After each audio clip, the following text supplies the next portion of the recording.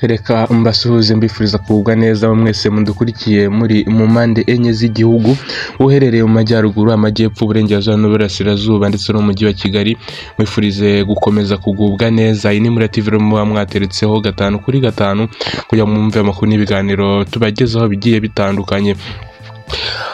Mu karere ka Nyagatare rero hagiye gushira ukwezi umwana utoraguwe atarabona ababyeyi be.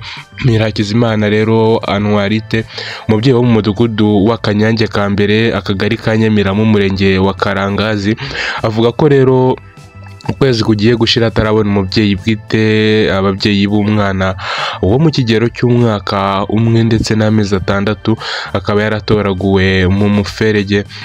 Hari saa 10 rero n'igice z'igitondo ku itariki 15 Ugushyingo 2024, ubwo Nyirakizimana Anuarite wajyaga gushakisha akazi mu kagari ka Ndama, umudugudu wa Rwabiharamba, yabonye umwana rero mu muferege uri haruguru y'umurima we w'amasaka, amukuramo rero atangira gushakisha ababyeyi be. Nyirakizimana Anuarite akaba avuga ko rero baba abatuye mu mudugudu watujwemo abimuwe mu cyanya cy'ubuhinzi bugezweho cya Gabiro Agribusiness Hub ndetse n'abakoraga mu murima w'amasaka hafi aho, bose bahakanye ko umwana batamuzi, ahitamo kumujyana mu giruwe. Uyu mubyeyi rero w'umwana umwe avuga ko nubwo atunzwe no gushakisha, ariko umwana amwishimiye cyane kandi azamurera nk'uwe. Aho yagize ati rero ubundi imbyaye kabiri ariko umwe yaratashye, izindi gahunda n'iz'Imana. Ubwo rero ni ukuvuga ko babaye babiri.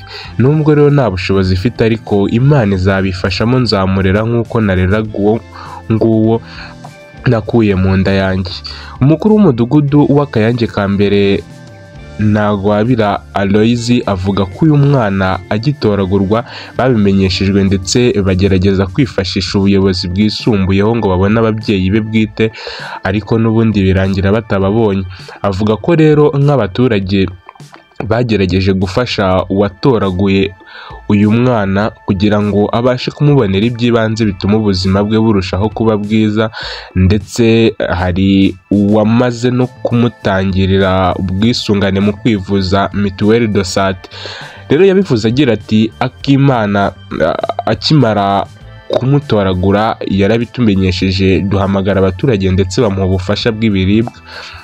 Hari n'uwemeye kumuha 3,000 by'amafaranga y'u Rwanda ngo yishyure mituweli de sante, ndetse n'uwemeye litiro y'amata ya buri munsi. Nuko abaturage twamufashije uko natwe twishoboye. Avuga ko rero ikindi bazakomeza gukora ari ukugaragaza ikibazo cye mu buyobozi kugira ngo haramutse harubonetse watanga inkunga ayihabwe, umwana kugira ngo arusheho gukomeza kugira ubuzima bwiza. Umuyobozi rero w'akarere ka Nyagatare wungirije ushinzwe imibereho myiza y'abaturage Murekatete Julie, mu butumwa bugufi rero yahaye umunyamakuru wa Amura TV, yanenze rero umubyeyi gito wijisha uyu mwana akamuta, ariko rero agashima umutima wa kibyeyi ukomeje kuranga umubyeyi wamutoraguye. Vice Mayor yagize ati ubuyobozi bugiye kwita ku buzima bw'umwana ndetse no kumushakira umuryango umufasha. Avuga ko rero nk'ubuyobozi bugiye gufasha uyu mubyeyi kubona uko yashyira uwo mwana mu cyiciro cye kugira ngo ajye abasha kumuvuza mu gihe ababyeyi be bwite bataraboneka. Ni amakuru rero twari twabateguriye. Reka mbashishikarize kuza kumva amakuru yacu y'ubutaha. Iyi mwumvaga rero ni muri TV nk'ibisanzwe. Turabakunda cyane. Ciao ciao.